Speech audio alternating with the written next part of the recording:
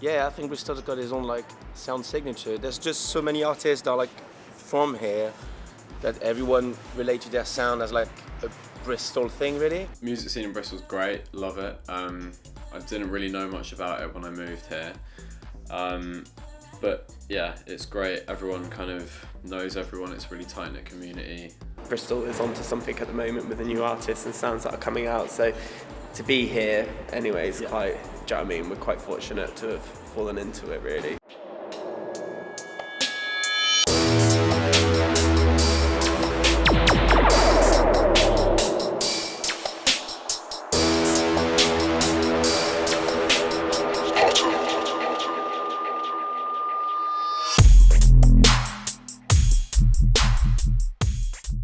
Music to me is definitely a way of life. Like, I've enjoyed it since I was God knows how young. I've always listened to it, I've always enjoyed it, I've always tried to make it, I've played guitar, I played piano, I played bass, I played drums. It's always been there.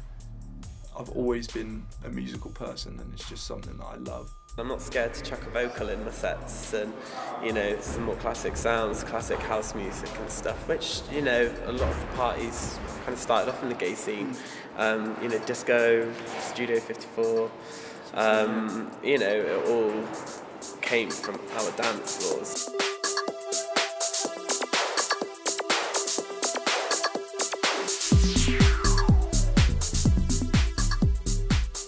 At the moment, I'm trying to kind of pair sounds in an interesting way that are kind of in different styles and contrasting styles in a way that's pleasing still.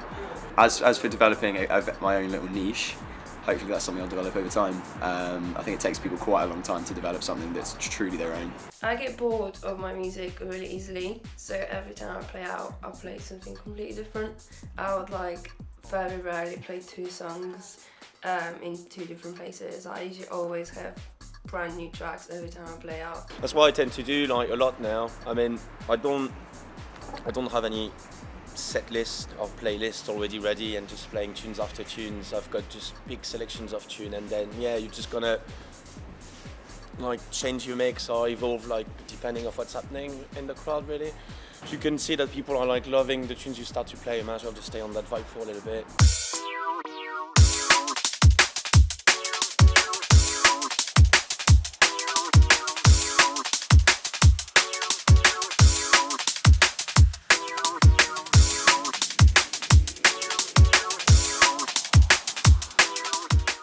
There are times when people are all really super into the music and all just having a good time, and what I'm doing kind of facilitates their experience, which I think is great, and that's good for me. I'm not sure I've been producing long enough to have my own sound. A lot of people have complimented me on the drums in my tracks, so maybe there's something in there.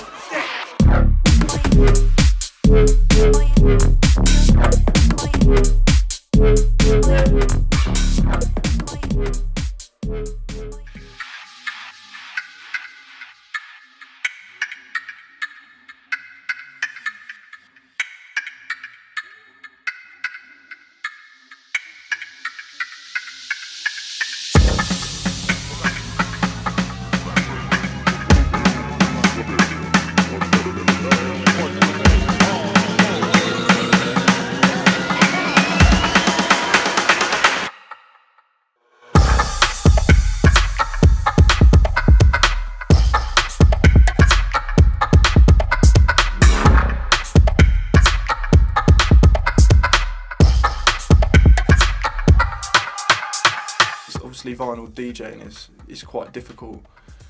Even mixing on CDJs can be quite difficult. You've got to know how to beat match, count bars. You've got to know if you're mixing in key, you've got to know the keys of the tracks, when to count in. If you're blending a drop, then obviously you've got to have knowledge of each track.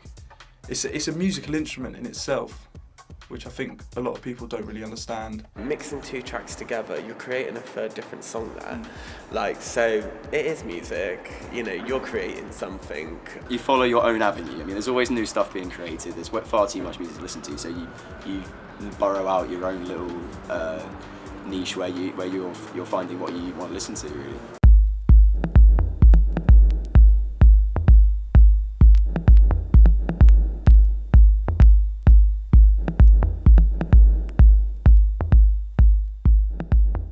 So initially, to start doing it, it was fairly easy because I knew someone who like put that trust in me and knew that I played good music. And in terms of like getting further, it's slightly difficult because it's very saturated in Bristol. The quality is really high, but there's so much of it that all these venues are like spoiled for choice. So it's kind of hard to break out into somewhere new.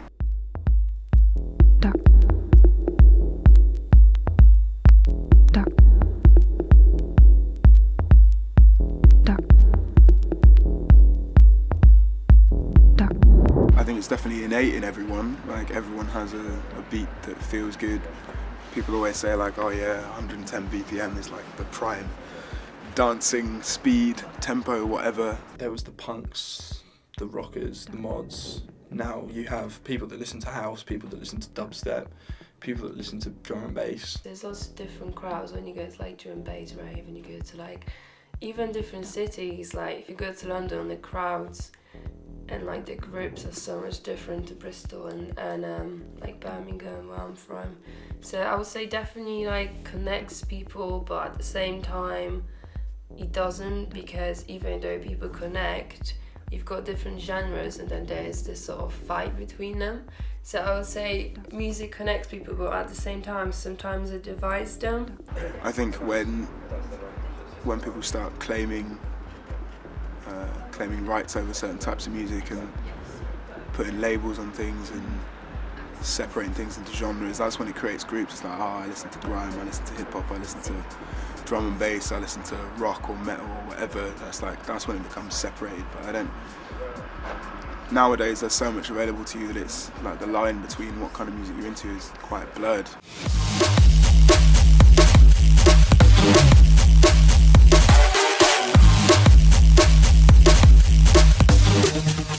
I think if a DJ said they didn't feed off the crowd, they would be lying, because every DJ feeds off the crowd.